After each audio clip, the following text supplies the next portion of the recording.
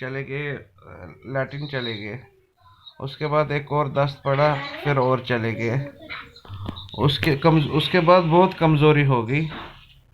اس کے بعد جو نصرت جہاں تھی، انہوں نے کیا کیا، چارپائی کے پاس ہی مرزا صاحب کا ارینجمنٹ کیا کہ ابھی یہیں، مطلب یہیں سٹول پاس کر کے یہیں رفع ہو جائیں۔ تو پھر وہ چارپائی کے پاس ہی انہوں نے بنا دیا۔ تو مرزا صاحب وہاں گئے اور وہاں سے فارغ ہو کے پھر واپس آئے، مطلب کمرے میں ہی انہوں نے بنا دیا۔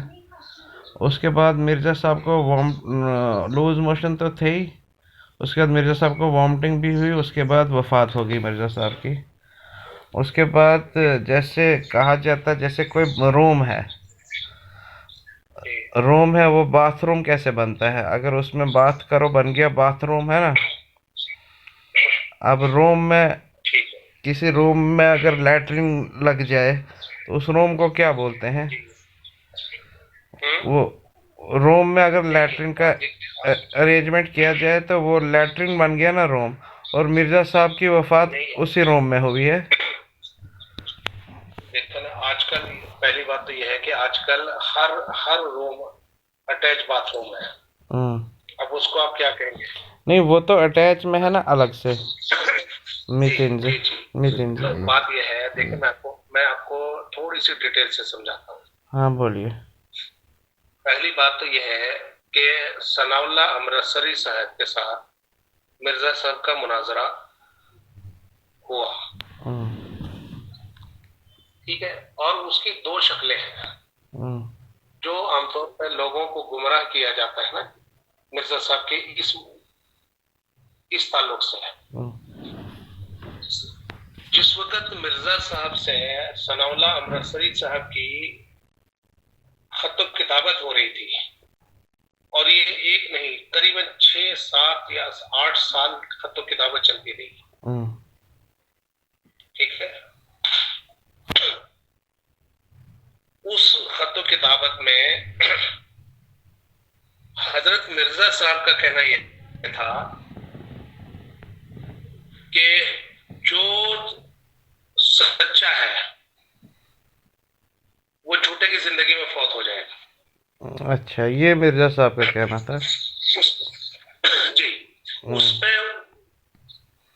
کوئی رضامندی، مطلب مرزا صاحب کی طرف سے کوئی تحریر ہوئی، اس کا انہوں نے جواب دیا، پھر انہوں نے جواب دیا، پھر جواب الجواب چلتا رہا، اور اس میں ایک دو نہیں ہے، کوئی 6 7 سال۔ اور اگر عمر کا فرق دیکھا جائے تو مرزا صاحب کی اور ثناء اللہ امرتسری کی عمر میں بہت بڑا فرق تھا۔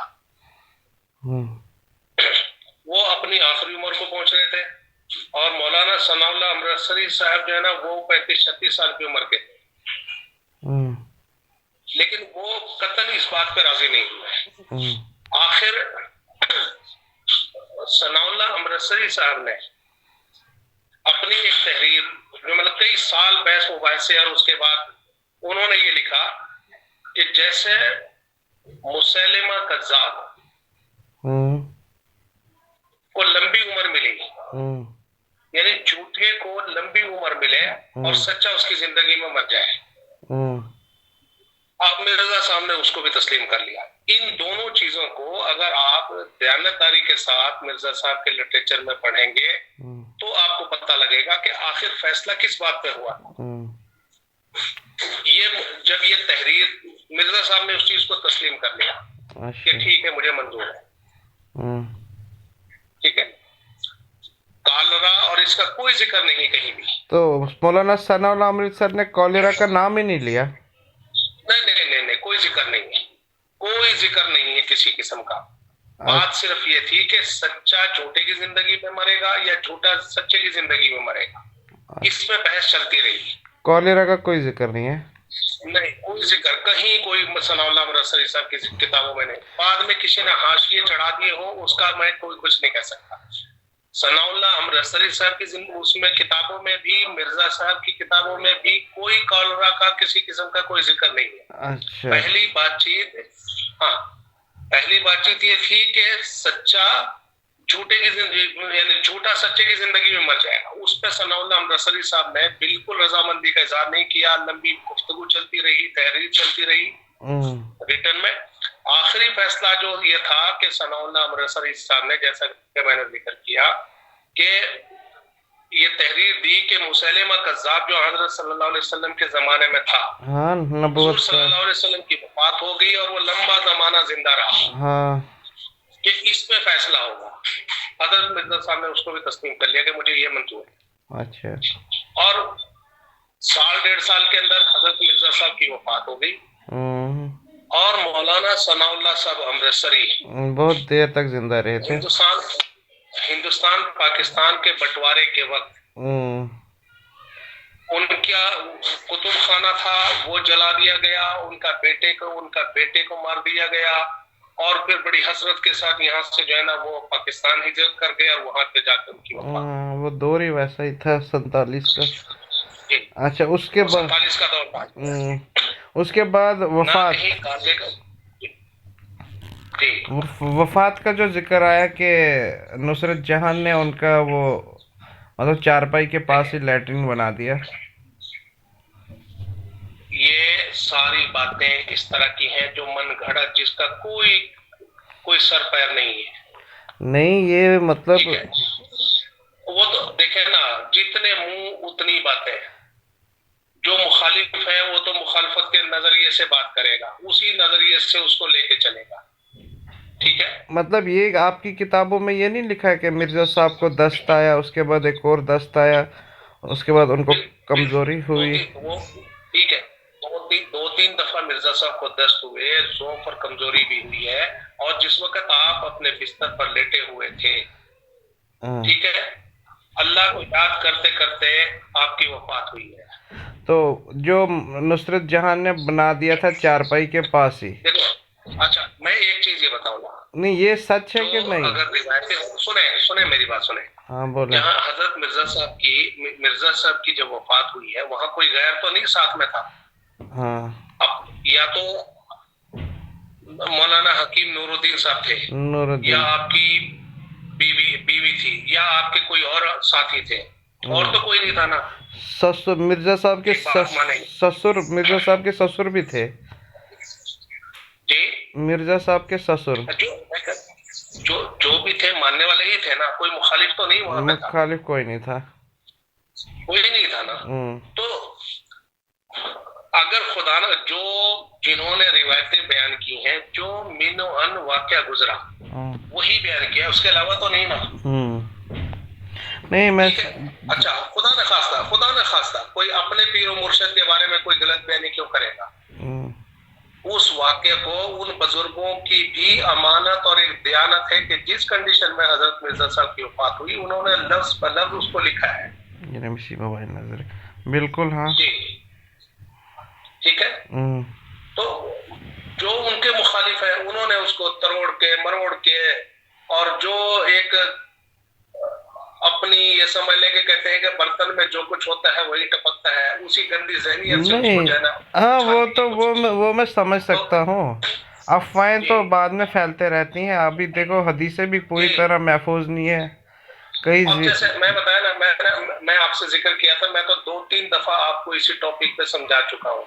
इससे ज्यादा मजीद और क्या समझाऊं? नहीं मतलब दूसरे हैं वो जो गंदी ज़हनियत रखने वाला है, वो उसी तरह से एतराज करता रहता है। मैं तो आपको ये कहता हूँ कि कल भी मैंने एक चीज आपसे कही थी कि आप एक एजुकेटेड पर्सन है। बाद जो गंदी ज़हनियत के लोग होते हैं ना, जो पढ़ा लिखा तबका होता है, वो उस चीज से बिल्कुल वो उसके पीछे पड़ता भी नहीं है जी। तो हजरत मिर्जा साहब की वफात बिस्तर पर अल्लाह को याद करते करते वफात हुई है। हाँ। बशरी तगाजे सबके साथ एक होते हैं, ठीक है। जब इंसान का आखिरी वक्त आ रहा होता है, आखिर जान निकलती है, बेशक। कुरान अगर वो खुदा के बरगजीदा है तो बशर तो फिर भी है। हाँ, बशर तो है, कोई भी है। اگر وہ بشر ہے تو بشریت کے سارے تقاضے انسان کے شامل حال ہوتے ہیں. اچھا یہ ایک روایت کا کنفیوژن ہے مجھے. یہ جو جب مرزا صاحب کی وفات ہو رہی تھی یہ بات سچ ہے کہ مرزا صاحب کی وائف نصرت جہان نے ان کی مطلب لیٹرین کے لیے وہیں پہ ارینجمنٹ کیا؟ نہیں. یہ تو آپ کی کتابوں سے ملا مجھے. آپ کی ایک کتاب میں لکھا ہے یہ. میں دیکھو کتابوں کا جہاں تک میں ذکر کروں نا، نہیں مطلب اس کتاب کو میں بتاؤں نا، آپ اس کتاب کو اپنی آنکھوں سے جب تک نہیں پڑھیں گے من و ان کیا ہے، کیونکہ جیسے قرآن مجید میں آتا ہے کہ لا تقربوا الصلاۃ، نماز کے قریب نہ جاؤ، ایک سینٹنس ہے، لیکن آ کے کس کنڈیشن میں نماز کے قریب نہ جاؤ یہ تو نہیں نا. جو ایک ذرا سے سینٹنس کو ایک آدمی کوئی بات لکھتے ہوئے کیا بیان کر رہا ہے، کیا لکھ رہا ہے، اس کی پوری آگے سے پیچھے سے سارے سینٹنس کو پڑھے جب آپ کو ایک حقیقت کا پتہ لگے گا. ورنہ وہی ہو جائے گا جی لا تقربوا الصلاۃ، نماز کے قریب نہ جاؤ. جو بے نمازی ہے یہ کہے گا جی قرآن میں لکھا ہے لا تقربوا الصلاۃ، نماز کے قریب نہ، میں نماز ہی نہیں پڑھتا. ہاں یہ آؤٹ آف کانٹیکسٹ کوٹ کرنا ہوا نا. مطلب مجھے آپ ہی کی کتاب میں ملا تھا، آپ ہی کی کتاب سے ایک مولانا صاحب روایت کر رہے تھے، وہ واقعہ سنا رہے تھے کہ پھر نصرت جہاں نے ایسا کیا. مطلب آپ کی کتاب کھول کے بالکل کیا کرا تھا. آپ نے مجھے بھی وہ سینڈ کیا تھا. میں آپ کو ایکچولی جو وہ عبارت ہے نا، کوئی ٹائم نکال کے میں آپ کو پورا سینٹینس، چونکہ اردو میں ہے وہ، میں آپ کو اس کا پورا پیج ہی آپ کو سینڈ کر دوں گا کس وقت موقع لگے گا. ٹھیک ہے کر دیجیے گا ضرور. جی انشاءاللہ جب بھی مجھے موقع ملے گا میں آپ کو پورا پیج ہی سینڈ کروں گا. ساری کنڈیشن آپ کے سامنے آ جائے گی، کسی سے بھی آپ اردو میں پڑھوا لیں. ہاں میں پڑھوا لوں گا. جی لیکن یہ چیزیں یہ دنیا کی گندی عادت ہے کہ کرٹیسائز کرنا، نکتہ چینی کرنا. بے شک. اور اللہ کے فضل سے جو مرزا صاحب نے اس زمانے میں کام کر دکھایا، بڑے بڑے علماء نے، میں نے تو آپ کو ان کے بیان بھی بھیجے ہیں، مطلب دشمن ہونے کے باوجود، مخالف ہونے کے باوجود ان کی باتوں کا اعتراف کرتے ہیں کہ دنیا کے چھکے چھڑا دیے مرزا صاحب. اچھا دوسری بات ہے کہ مخالفت تو ہونی ہے. آپ ایک چھوٹا سا پیغام لے کے نکلے. آپ نے بھی ہسٹری پڑھی ہوگی بہتوں کی، کسی نے بھی کوئی ایک چھوٹا دنیا داری کا مشن لے کے چلا، اس کی کتنی مخالفتیں ہوئی ہیں. جس وقت آپ نے دیکھا ہومیوپیتھک کی ایجاد ہوئی ہے، جس ڈاکٹر نے اس کو شروعات کی ہے اس کو جو ہے نا پھانسی پہ چڑھا دیا تھا، لیکن آج دنیا فائدہ اٹھا رہی ہے. بے شک گلیلیو کو بھی پھانسی ہو گئی تھی. جی. اور کبھی کسی زمانے میں ایسا نہیں ہوا کہ دنیا میں خدا کی طرف سے کوئی نیک انسان آیا ہو اور دنیا نے پھولوں کا ہار لے کے اس کا استقبال کیا. کوئی ایک مثال مجھے بتا دو آپ. ایک مثال بھی نہیں ہے ایسی. تو پھر اگر مرزا صاحب خدا کی طرف سے آئے تو ان کے ساتھ بھی اس سے بدتر سلوک ہونا تھا. ابھی کل میں نے آپ کو ایک ویڈیو بھیجی تھی ڈاکٹر اسرار کی. ڈاکٹر اسرار صاحب جو ہے نا وہ تو فوت ہو چکے ہیں، وہ بھی مخالفوں میں رہے، لیکن ایک حقیقت بیان کرتے ہوئے کہ اس حدیث کی کہ لا یبقى من الاسلام الا اسمه، تشریح کرتے ہوئے بیان کرتے ہیں کہ علماء کے مطلب یہ کہ 99% بگڑ چکے ہیں، کوئی 1% یا 2% ہی کوئی ہو سکتا ہے، اکثر حال بگڑ چکا ہے. ڈاکٹر اسرار صاحب کا وہ بیان سنا تھا میں نے کہ انہوں مرزا صاحب کی تعریف کی کہ پہلے انہوں نے کرسچن مشنریز کو شکست دی، پھر ان کو بھی شکست دی، آریہ سماج والوں کو بھی شکست دی. اس طرح سے علامہ اقبال نے بھی یہ تک کہا کہ اسلام کو دیکھنا ہے تو قادیان میں دیکھو اپنے ٹائم میں. قادیان میں دیکھو. جی. اچھا چلو یہ تو آپ پیج سینڈ کریں گے، میں وہاں سے کلیئر کروں گا. ایک بات اور ہے، مرزا صاحب نے جب یہ بولا کہ میری شادی محمدی بیگم سے ہوگی تو پھر وہ شادی ہوئی کیوں نہیں؟ وہ پیشن کوئی پوری کیوں نہیں ہوئی؟ آپ اس کا کوئی دیکھیں، یہ تو صرف اس حد تک بات ہو گئی جو ایک کرٹیسائز والی بات ہوئی. کوئی اس کا بیک گراؤنڈ بھی دیکھا آپ نے کیا ہے؟ بیک گراؤنڈ یہی کہتے ہیں کہ مرزا صاحب کو وہ لڑکی بڑی پسند تھی، لیکن اس کے جو والد صاحب تھے وہ دارالعلوم دیوبند کے بہت بڑے عالم تھے، وہ مسلم تھے اس لیے انہوں نے رشتے سے انکار کر دیا. سب اور گندی ذہنیت، سب گندی ذہنیت ہے. میں آپ کو بتاؤں، کہتے ہیں کچھ زمین کا بھی چکر تھا. جی کچھ زمین کا بھی چکر تھا کہتے تھے. جی جی جی میں آپ کو بتاتا ہوں، میں آپ کو اس کو مختصر جو ہے نا آپ کو شارٹ کٹ جو ہے نا بتاتا ہوں کہ بتائیے. احمد بیگ، مرزا احمد بیگ، یہ ان مرزا صاحب کے خاندان سے ہی جڑا ہوا ایک شخص ہاں تھا. پیٹنٹ اور ہی ان کی ریلیشن. رہائش تھی اس میں جالندھر کے پاس، جالندھر کے پاس ہوشیار پور ڈسٹرکٹ میں، یہاں سے قریباً قادیان سے کوئی 100 کلومیٹر دور. ہوشیار پور. ہوشیار پور، جی جی. تو اور یہ خاندان اسلام سے دور ہوتا چلا جا رہا تھا. جائیداد کا جہاں تک معاملہ تھا اس میں یہ بالکل درست بات ہے، جائیداد کا معاملہ تھا، وہ دستخط اگر اس میں مرزا صاحب کے دستخط ضروری تھے تو وہ اس کو مل سکتی تھی وہ جائیداد. مرزا صاحب نے ان سے یہ کہا کہ میں دعا کروں گا اور دعا کے بعد پھر آپ کو بتاتا ہوں. تو اللہ تعالیٰ نے، اور مقصد اس کا کیا تھا کہ یہ خاندان اسلام سے دور ہٹ رہا ہے. اللہ تعالیٰ سے خبر پا کے پھر آپ نے ان کو کہا کہ تم اپنی بیٹی کا نکاح اگر میرے ساتھ کر دو تو مجھے اس میں دستخط کرنے میں بھی کوئی حرج نہیں ہے. اور مرزا صاحب چونکہ کوئی دنیا داری کا پہلو تھا ہی نہیں، لیکن مقصد یہ تھا کہ یہ خاندان اسلام سے دور ہٹتا چلا جا رہا تھا، اور حضور صلی اللہ علیہ وسلم اور قرآن کے بارے میں بھی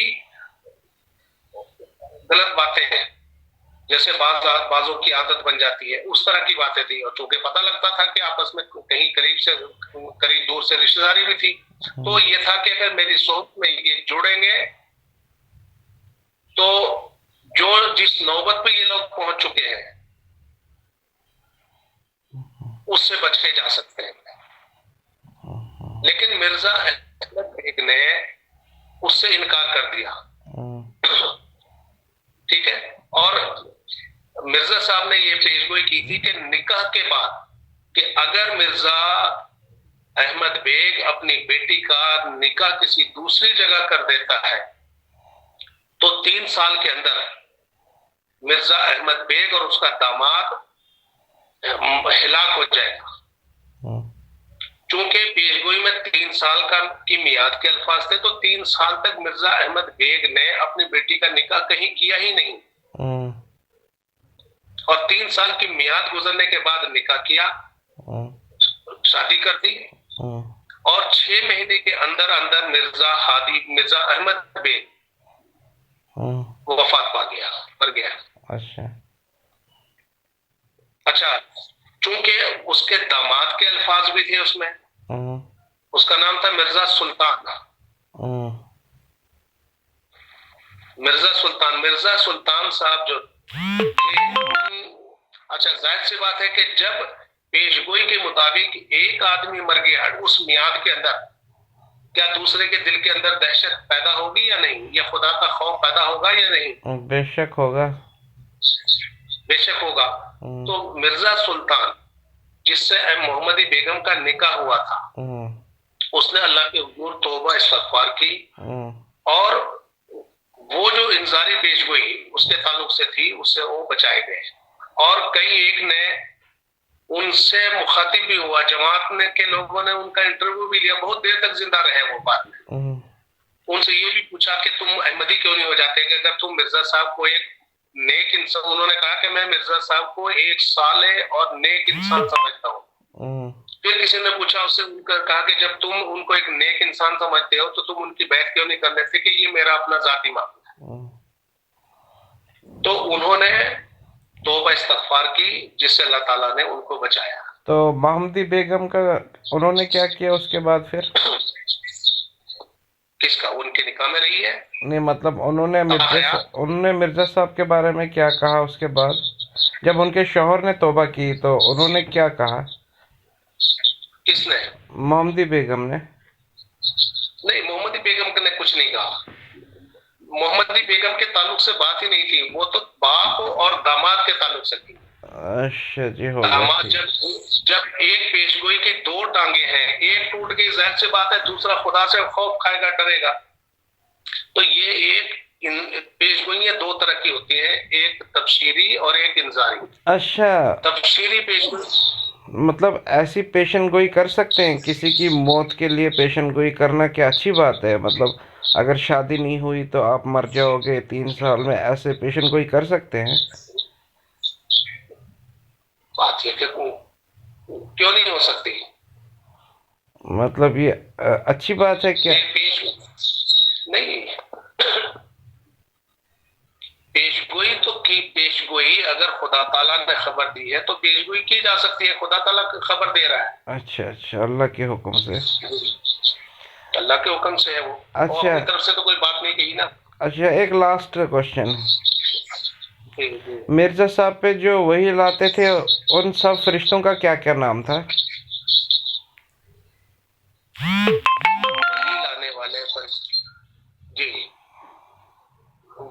وہی لانے والے فرشتے حضرت جبریل ہیں. جبریل. اور جی بس حضرت جبریل کا ذکر آتا ہے.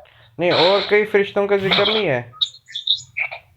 جی اور فرشتوں کا ذکر نہیں ہے؟ فرشتے وہی لانے والے حضرت جبریل ہیں. اور باقی فرشتوں کا ذکر نہیں ہے کتابوں میں؟ باقی کوئی فرشتے مرزا صاحب سے ملے ہو جبریل کے علاوہ؟ نہیں، فرشتوں کی تو کئی کیٹیگری ہیں، وہ تفصیل بھی اس کی مرزا صاحب نے بیان کی ہے. وہ ٹیچی کون تھے؟ لانے والے ہیں جی. وہ ٹیچی تھے نا کوئی فرشتے؟ کوئی ٹیچی فرشتے نہیں تھے. یہ چائنیز زبان کے الفاظ ہیں. بات یہ ہے کہ یہی بات ہے نا کہ اس کو کچھ کا کچھ بنا دیا جاتا ہے. اور کوئی بات، اب مثال کے طور پر حروف قرآن مجید میں حروف مقطعات ہیں، ٹھیک ہے، الف لام میم، الف لام را. یہ اب بہت سے علماء نے اس کی تشریح یہ کر دی ہے کہ ان کے معنی کسی کو پتہ ہی نہیں ہے. ٹھیک ہے، اب جب پتہ ہی نہیں ہے تو اللہ تعالیٰ نے قرآن مجید میں نازل کیوں کی ہیں؟ کہ اگر ساری زندگی قرآن مجید 1400 سال ہو گئے، آگے چاہے 1400 کی بجائے 14,000 سال ہو جائے، کسی کو حروف مقطعات کا پتہ ہی نہ چلے تو ایسے الفاظ کو ایک اعتراض اللہ تعالیٰ کی ذات پہ ہوتا ہے کہ اس نے یہ ایسے الفاظ نازل ہی کیوں کیے. اچھا،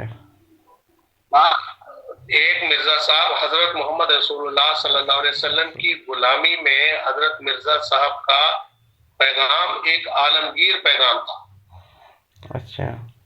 اور تو ایسے علاقے جہاں اسلام کا پیغام نہیں پہنچا وہاں تک پہنچانا بھی تھا. اور وہ جو ٹیچی کے الفاظ آتے ہیں، بعض الفاظ دوسری زبانوں کے بھی ہوتے ہیں، ان کے لیے بھی، تاکہ ان کے لیے بھی ایک راستہ آئندہ کے لیے کھلا رہے کہ آپ کے لیے بھی ایک راستہ ہے، آپ کے لیے بھی پیغام ہے. اس کے معنی کیا تھے ٹیچی کے؟ میں نہیں کہہ سکتا کہ وہ چائنیز زبان کے الفاظ ہیں. اچھا، کوئی فرشتہ تھا جس کا نام مدن لال تھا؟ ایسا کوئی فرشتہ؟ نہیں، کوئی نہیں ہے. ایسا کوئی نہیں ہے کتابوں میں. اور مدن لال کوئی فرشتہ، یہ فضول کی باتیں بہت ساری منسوخ کی ہوتی ہے. اور جو اوتار، جیسے ہندوازم میں جو اوتار ہیں، جیسے رام ہو گیا، لکشمن ہو گئے، شیو جی ہو گئے، ان کے بارے میں مرزا صاحب نے کیا کہا؟ دیکھیں، مرزا صاحب نے قرآن مجید سے استنباط کرتے ہوئے قرآن مجید میں اللہ بیان فرماتا ہے وَإِن مِّنْ أُمَّةٍ إِلَّا خَلَا فِيهَا نَذِيرٌ، کہ کوئی امت ایسی نہیں ہے جس میں اللہ کی طرف سے ڈرانے والے نہیں آئے. بے شک. پھر دوسری جگہ آتا ہے وَلِكُلِّ قَوْمٍ ہاد، ہاد کہتے ہیں ہدایت دینے والا. ہر قوم میں ہادی گزرے ہیں، ہدایت دینے والے گزرے ہیں.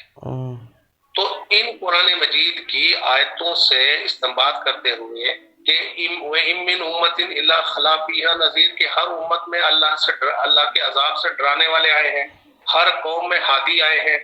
تو جب ہندو بھی ایک قوم ہے تو ظاہر سی بات ہے کہ ان میں بھی خدا کی طرف سے کوئی آئے ہوں گے. اور ہندو قوم خاص طور سے رام اور کرشن دو کی طرف منسوب ہوتی ہے. اور پھر ایک بات یہ مرزا صاحب نے بتائی ہے کہ جھوٹے کو کبھی خدا تعالیٰ مطلب اتنی عزت نہیں دیتا کہ ہزاروں سال گزرنے کے باوجود بھی ان کا نام باقی ملیا میٹ کر دیتا ہے جھوٹے. تو ان دلائل دیتے ہوئے مرزا صاحب نے یہ کہا کہ یہ بھی خدا کی طرف سے اپنے زمانے کے اوتار ہوں گے. یہ ایک الگ چیز ہے کہ بگاڑ جیسے حضرت عیسیٰ علیہ السلام ہے, مطلب کہ رام علیہ السلام بھی کہہ سکتے ہیں, اب رام علیہ السلام کہہ سکتے ہیں. میری بات سنیں نا, میں عیسیٰ علیہ السلام کہہ رہا ہوں. میں یہ کہہ رہا ہوں کہ جیسے حضرت عیسیٰ علیہ السلام, حضرت عیسیٰ علیہ السلام نے کبھی آپ تصور کر سکتے ہیں کہ یہ کہا ہوگا کہ مجھے اور میری ماں کو خدا بنا لینا؟ نہیں, بے شک کبھی نہیں. نہیں, قرآن مجید نے اس کا رد کیا ہے. بالکل, بائبل میں بھی اس کا ذکر نہیں ہے. بائبل میں بھی اس کا ذکر نہیں ہے. اور کوئی خدا کا نیک بندہ کبھی یہ نہیں کہے گا کہ میری بات. بے شک جو میں نے آپ کو بھیجی تھی اس میں بھی اسی چیز کا ذکر ہے کہ ما لہم الا ما امرتنی بھی, کہ اے خدا جس کا تو نے مجھے حکم دیا تھا میں نے تو وہی بات کہی تھی جب تک میں ان میں رہا, ان میں گواہ تھا.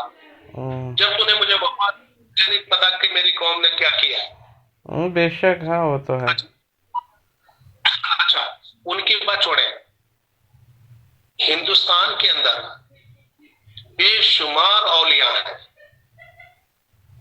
بس مثلا حضرت نظام الدین اولیاء رحمۃ اللہ علیہ, بختیار کاکی رحمۃ اللہ علیہ اجمیر شریف میں. لیکن کیا ان بزرگوں نے کبھی یہ کہا ہوگا کہ تم میرے مرنے کے بعد میری قبروں پہ چادریں چڑھاتے رہنا؟ ہمیں ہمارے یہ قوم بگاڑ پیدا کر دیتی ہے آئندہ.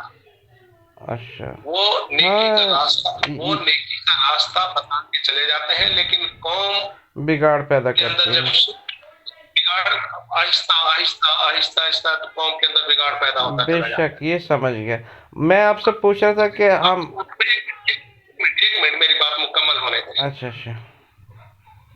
حضرت محمد صلی اللہ علیہ وسلم نے یا قرآن مجید نے جو توحید کا درس دیا ہے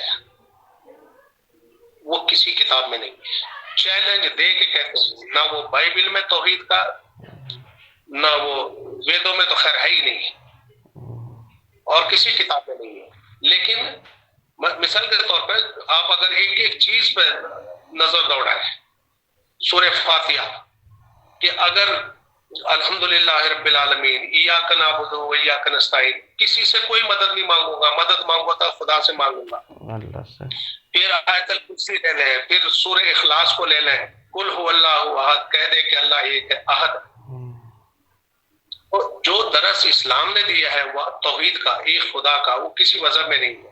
لیکن اس کے باوجود حضرت محمد صلی اللہ علیہ وسلم کے ماننے والے وہ شرک میں مبتلا ہو گئے ہیں. مسلمانوں کے بے شمار فرقے ہیں نہیں جو آج اس طرح کے شرک کر رہے ہیں. بے شک, بے شک, شرک تو بہت ہو رہا ہے, زیارتوں پہ بہت ہو رہا ہے, زیارتوں پہ بڑا شرک ہو رہا ہے. یہ تو 1400 سال کی بات ہے. اب رام چندر جی یا کرشن جی, ان کو ہزاروں برس گزر چکے ہیں. تو جو 1400 سال میں جن کو اتنا توحید کا سبق دیا گیا وہ بگڑ گئے, تو کیا وہ نہیں بگڑے ہوں گے؟ یا ان رام چندر جی نے, کرشن جی نے یہ کہا ہوگا کہ بھائی مجھے پوج لینا؟ کبھی نہیں کہا ہوگا. یہ قوم جب بگڑ جاتی ہے, جب قوم بگڑ جاتی ہے تو اس طرح کی باتیں ان کی طرف منسوخ کرنے لگتے ہیں. یہ تو سعودی میں حضور صلی اللہ علیہ وسلم کے مزار کے آس پاس اتنے پہرے ہیں, ورنہ وہاں سے مٹی اٹھا کے لے آتے. اور کیا, بدعتیوں کا کام ہی یہی ہے. بدعتیوں کا کام یہی ہے. اچھا, یہ رام علیہ السلام کہنا جائز ہے کہ اگر کوئی کہے بندہ, کوئی مسلمان رام علیہ السلام؟ میں کہہ رہا ہوں نا, میں نے آپ کو 2-3 دلیلیں دی ہیں, ٹھیک ہے, بولیے. میں نے 2-3 دلیلیں آپ کو دی ہیں قرآن سے کہ ہر قوم میں خدا کے اوتار آئے ہیں, نبی آئے ہیں. وہی تو میں کہہ رہا ہوں.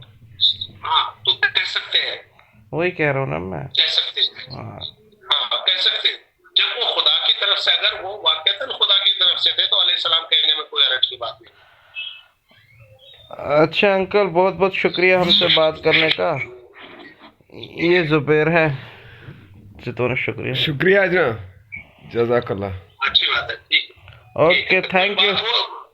बाकी के आमने सामने होके कोई गलत फहमियां दूर हो जाती हैं, और एक्चुअली दूर बैठे हुए आप ये कहेंगे कि एक जमात अहमदिया को एक हवा बनाया हुआ है इस्लाम के जी, इससे बढ़कर कोई इस्लाम दुश्मन कोई नहीं है। लेकिन करीब से देखें आपको पता लगेगा कि अहमदियत है क्या। कभी आएंगे कादियान, आपसे मिलेंगे जरूर इंशाल्लाह। ठीक ठीक ठीक, इंशाल्लाह। ओके, अल्लाह हाफिज। अच्छी बात है, अल्लाह हाफिज, अल्लाह हाफिज, अस्सलाम वालेकुम, खुदा हाफिज। वालेकुम सलाम, अस्सलाम वालेकुम।